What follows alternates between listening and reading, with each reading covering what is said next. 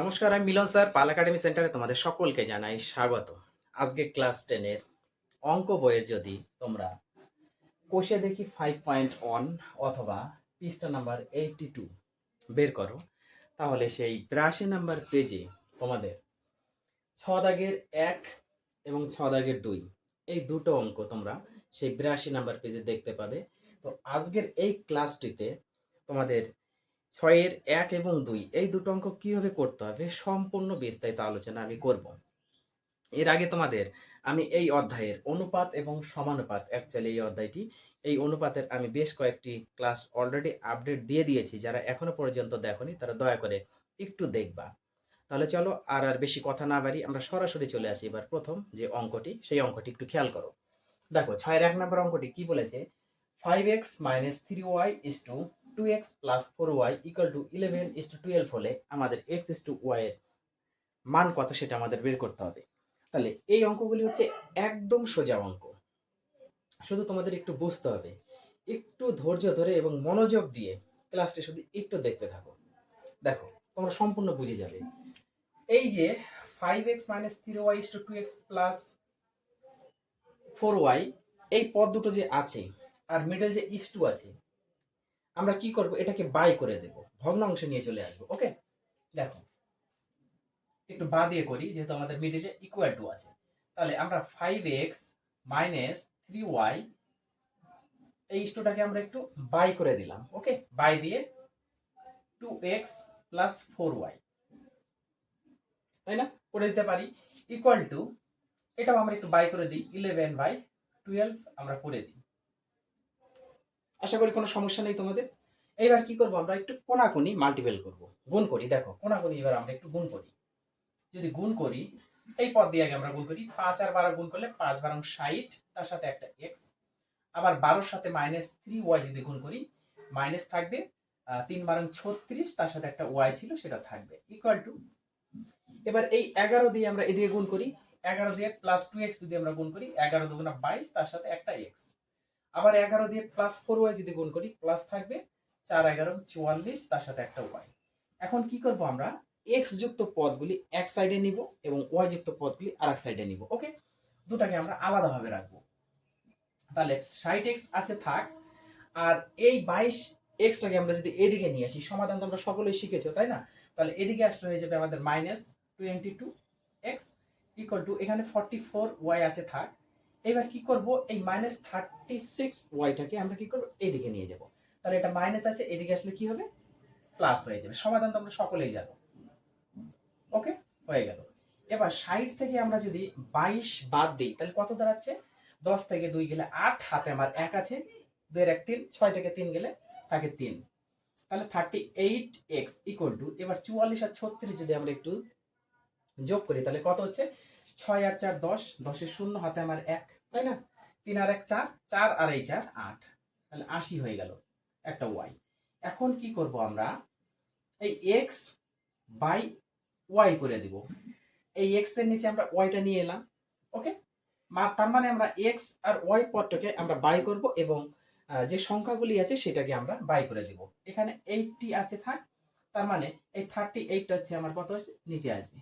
এবার যদি একটু কোনাকুনি গুণ করার চেষ্টা করো তাহলে দেখবা যে x এর সাথে আমাদের 38ই থাকবে এবং 80-র সাথে আমাদের y থাকবে। বুঝে গেল? এখন কি করব, এই পদটাকে আমরা এইভাবে লিখতে পারি না, x is to y সমান সমান 80:38। এবার যদি আমরা একটু কাটি, কাটাকুটি যাবে, 2 দিয়ে অবশ্যই যাবে, 2 দিয়ে যদি এটা কাটি তাহলে হচ্ছে 40 দুগুণা 80 আর 19 দুগুণা হচ্ছে 38। অতএব x is to y সমান সমান 40:19। তাহলে এইটাই হচ্ছে তোমাদের 1 নম্বরের অ্যান্সার।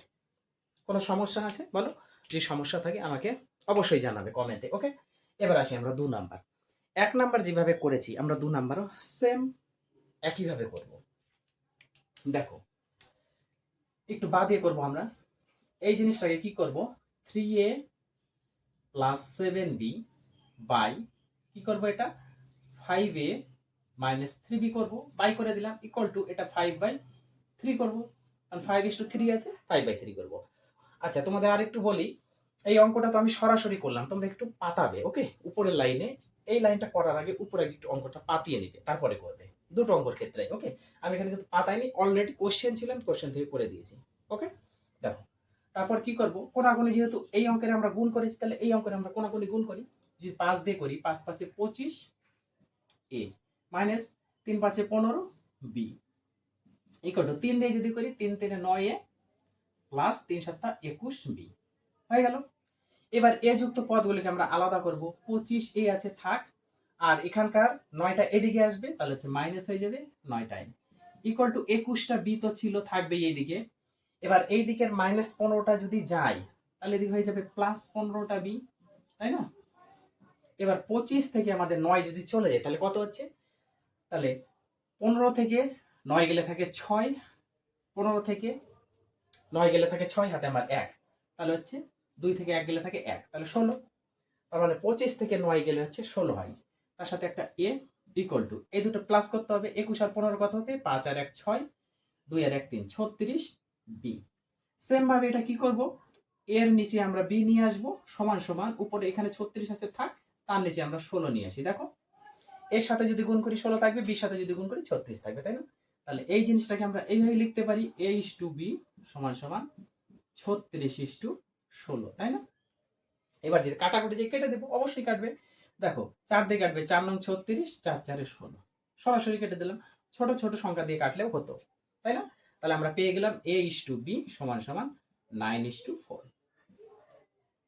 এবার বলো, তোমাদের এই দুটো অঙ্কতে কারো কি কোথাও কোনো সমস্যা আছে? যারা বোঝনি এমন যদি কেউ থাকো, তাহলে অবশ্যই আমাকে একটু কমেন্ট বক্সে কমেন্ট করবে। ওকে, তাহলে এই ক্লাসগুলি তোমরা একটু মনোযোগ দিয়ে প্র্যাকটিস করো। আর একটি কথা, যারা তোমরা আমার এই চ্যানেলে নতুন দেখছো, তোমাদের কাছে ছোট্ট একটা রিকোয়েস্ট আমার, এই চ্যানেলটিকে সাবস্ক্রাইব করে পাশে থাকা বেল আইকনটিকে একটু প্রেস করে রেখে দেবে। এবং সর্বশেষে যদি এই ক্লাসগুলি তোমাদের ভালো লেগে থাকে, তাহলে অবশ্যই একটা লাইক দিয়ে যাবে। আর প্রথমেই বললাম, যাদের যেখানে সমস্যা আছে তারা অবশ্যই আমাকে কমেন্ট বক্সে কমেন্ট করে জানাবে, এবং অন্যদের একটু দেখার সুযোগ করার জন্য তোমরা ক্লাসটি একটু বেশি পরিমাণে শেয়ার করে দিবে। যদি তোমরা উপকৃত হয় এই ক্লাসগুলির দ্বারা, তাহলে অন্যদের একটু উপকৃত হওয়ার জন্য অবশ্যই শেয়ার করবে। তোমাদের কাছে এতটুকু রিকোয়েস্ট। তাহলে আজকের মতো আমি এখানে শেষ করছি, আবার দেখা করবো তোমাদের সাথে আমি পরবর্তী